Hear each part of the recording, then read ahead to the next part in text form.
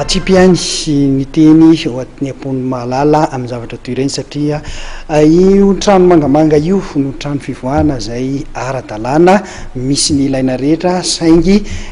tsy makao moa zany isika mpijery baolina atsipiany ny teny mba hamperitreritra antsika rehetra mba hiditra ao amin'iny trano fanaovana ny tokony atao iny satria dia tsy fanajana foto-drafitrasa dia isika ihany no sahirana amin'izay akatsika eo ny taranja baolina lavalava fa ivadika eo amin'ny lalaon'ny nositsika atleta 300 no oman'ny fanjakana hiatrika ny andihan'ny fahasivy amin'ny lalaon'ny nosy izay tanterahana ny voalohan'ny volana aogositra ka hatramin'ny 9 aogositra atsy amin'ny nosy la réunion. Miisa 777 ny isan'ny délégationna malagasy ka ny 300 amin'ireo no atleta hiakatra kianja izay hiatrika ny lalaon'ny nosy amin'ny voalohan'ny volana aogositra ka hatramin'ny 9 volana aogositra. 13 kosa no mpanazatra sy mpitsabo ary ny ambiny dia mpiaradia amin'ny délégation anainga ny 30 jolay ary itodoeto tanindrazana ny 10 aogositra ny délégationna malagasy hiatrika ny andihan'ny fahasivy amin'ny lalaon'ny nosy. Fa vonina tanteraka isika malagasy amin'ny fiatrehana ny fandraisana anjara amin'ny jeux ny lehibe vonina dia tafiditra ao anatin'izay ireo pisopisony rehetra ilaina ao amin'ny listre fiomanana sy ny fanomanana andreo atletantsika ireo na izay manodidina ny voalaza teo fanomana-tena andreo atletantsika na milafinara teknika ary moraly indrindra satria ny zavatra gasina andreo atletantsika ireo dia vokatra ka raha ohatra ka ekeko fa misy ny toezava-misy amin'ireo fotoana izay tao firenena izay mety isy fiatraikelikely ihany any amin'ireo ara-moraly teny fotoana nefany ivery fa raha tsara fiomanana na atletantsika na miara-batana dia mampanao sport azy dia horesiny moramora izay mety tsy filanina ara-moraly izay fa izany na tsy zany nefa dia miezaka ny ministera miezaka ny gouvernement miezaka ny fitondram-panjakana satria efa vonina tanteraka amin'ireo fotoana izao ny mety manana rehetra hiatrehana an'izay jeux des îles andraisantsika anjara mavitrika izay na rehefa raha miara-bola indrindra dia misy fiarana miasa kaiky ministera ny finance raha natsapitsika tatofato dia misy vokatra lehibe tokoa fanatanjahantena Madagasikara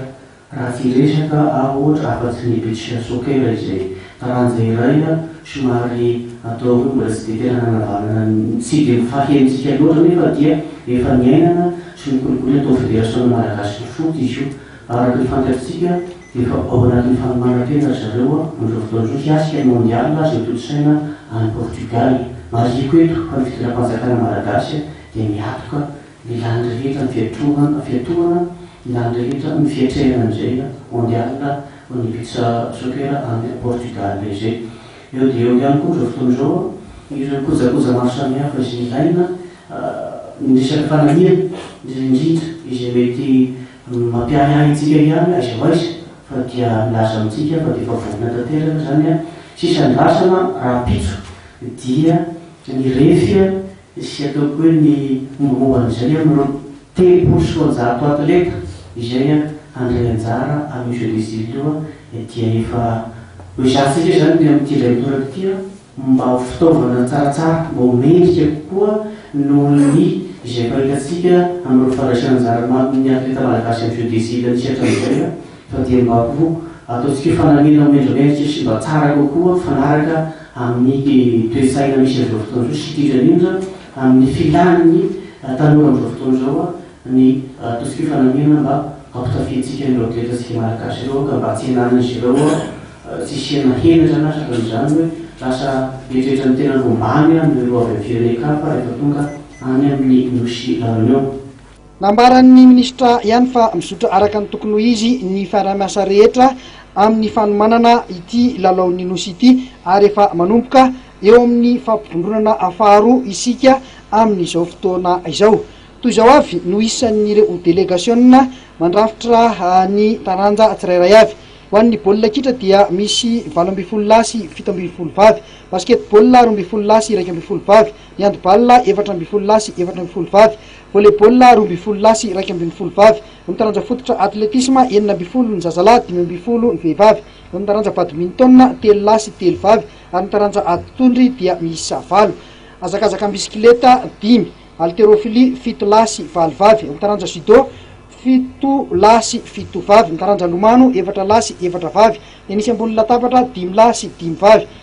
mitaranja tenisy 4 lasy 4 ary mitaranja voile de rola sy roa ny andisporo dia misa 4 ny lasy 5 amin'ity andisporo ity nandritra ity fionana tamin'ny mpanao gazety ihany koa no nanambaran'ny ministra ny zavabitany nandritra izay enim-bolana izay dia ny fahavitaniny ny fananganana ny fianarana ny fanatanjahantena any an-tsekoly